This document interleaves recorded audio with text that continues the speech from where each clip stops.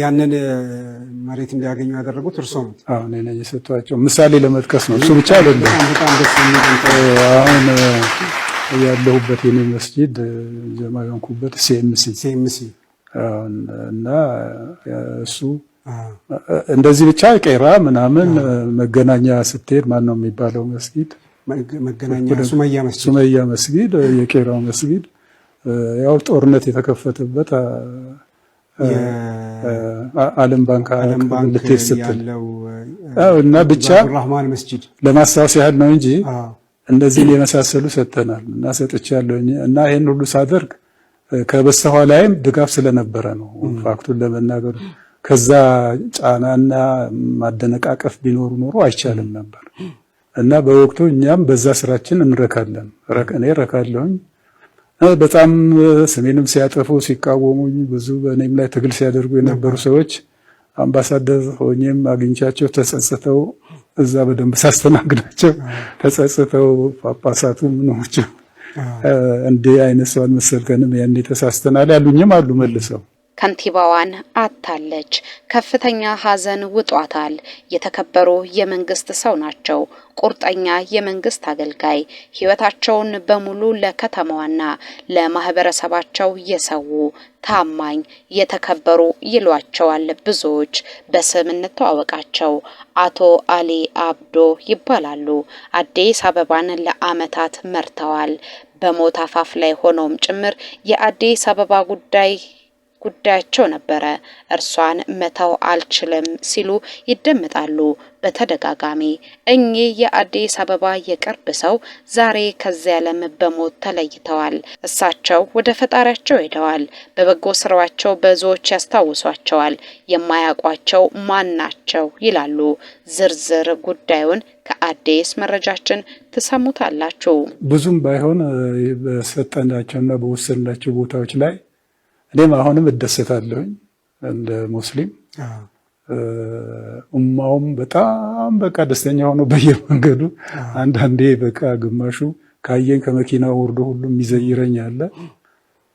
ጦር ኃይሎች በቀደም ያለቀው መስጊድ ጦር ኃይሎች ያለ ባቡል ረያን ከአዲስ አበባ ከአዲስ አበባ መጅሊስ ጋር 10,000 ካሬ ሜትር እኔ ነኝ የወሰንኩላቸው።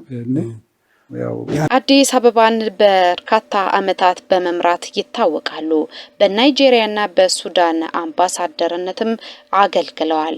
በህዝብ አገልግሎት በዘመናቸው ሁሉ በታማኝነት በትህትና በመስራት ይታወቃሉ። ወዲህ ደግሞ በቁርጠኝነትም የሚታወቁ ሰው ናቸው። በመንግስት ስልጣን ላይ ታማኝነት ከፍተኛ ዋጋ አለው። እርሳቸው ይሄንን አያደርጉም ይባሉላቸዋል። ከሙስና የጸዱ ስለመሆናቸው ብዙዎች ይመሰክሩላቸዋል። ኃላፊነታቸውን በትጋት በቅንነት በመወጣትም በሰፊው ህዝብ ክብርን ሙገሳን አግኝተዋል።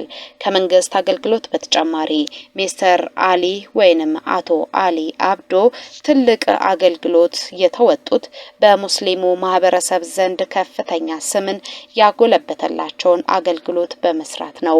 መስጊዶችና የሃይማኖት ተቋማትን በመስፋፋት እርሳቸው ትውልድ ተሻጋሪ ቅርስን አኑረዋል። እስቲ የነበረውን ሁኔታ እስቲ ይግለጹልን።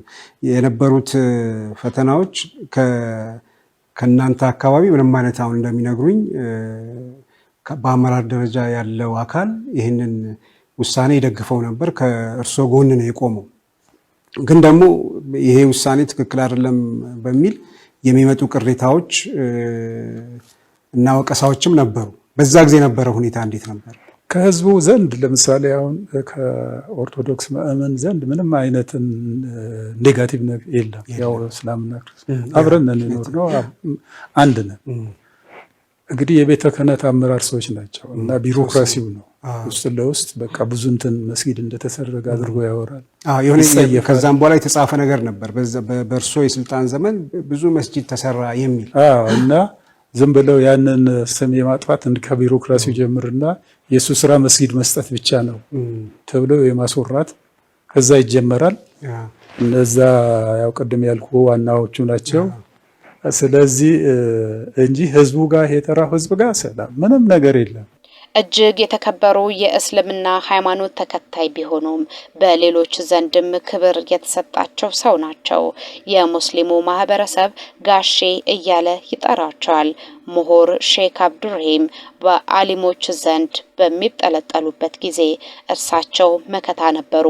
ህይወት፣ እምነት፣ አገልግሎት፣ ትህትና፣ ርህራሄ በእርሳቸው ውስጥ በብዙ የሚታወቅ የሚንጸባረቅ አባት ነበሩ። ከድክመታቸው ይልቅ ጉብዝናቸው ይታወቃል። በርትተው ሌሎችን ለማበርታት የጣሩ ታላቅ ሰው ናቸው።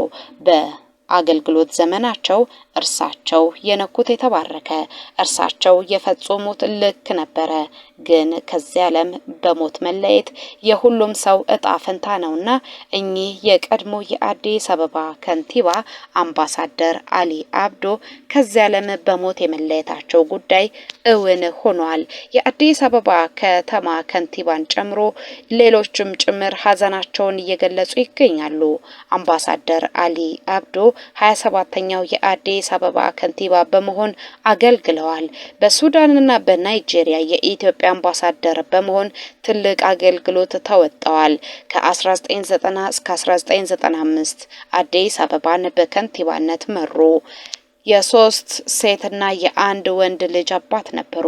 የቀብር ስነ ስርዓታቸው ዛሬ አርብ ዳለቲ አካባቢ በሚገኝ የሙስሊም መቃብር ቦታ ከጁምዓ ሰሎት በኋላ ይፈጸማል። በእርሳቸው ህልፈተ ህይወት ዙሪያ ብዙዎች ብዙ ብለዋል። የከንቲባዋን እናስቀድም። ምንም ነገር የለም።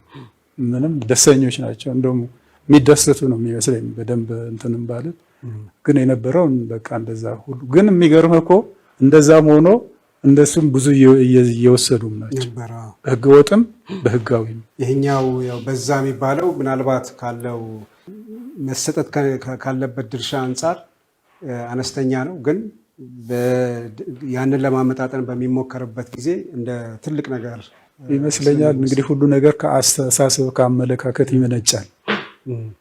አዲስ አበባ መስተዳደር በሙስሊሞች ተያዘ ከሚለው ሲነሱ ራሱ ሁሉም በቃ ያ አመለካከት ያስተሳሰብ በቃ ከተግባር ሳይሆን ያንን ያ ነው ወደ እንትን የሚለወጠው ወደ ተግባር። ስለዚህ ከዛ ነው መነሻው የሚመስለኝ።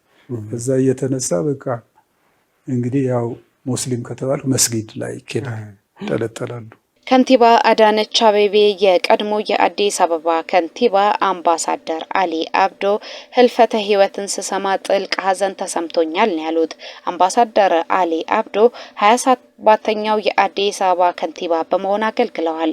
በሱዳንና በናይጄሪያ ትልቅ አገልግሎት ተወጥተዋል። ለሀገር ያላቸውን ሰጥተዋል። ቤተሰቦቻቸውን እስከ መበደል ድረስ፣ የቤተሰቦቻቸውን ጊዜ እስከ መቀማት ድረስ እርሳቸው ታላቁን ተጋድሎ ፈጽመው የህይወት ምዕራፋቸው ዛሬ ተደምድሟል።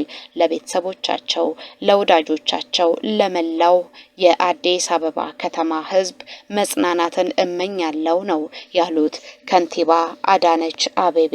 እኚህ ሰው በህይወት በነበሩበት ወቅት ትልልቅ የሚባሉ ስራዎችን ሰርተዋል። አብያተ ሙስሊም ተቋማትን በመመስረት ትልቅ ስም አላቸው።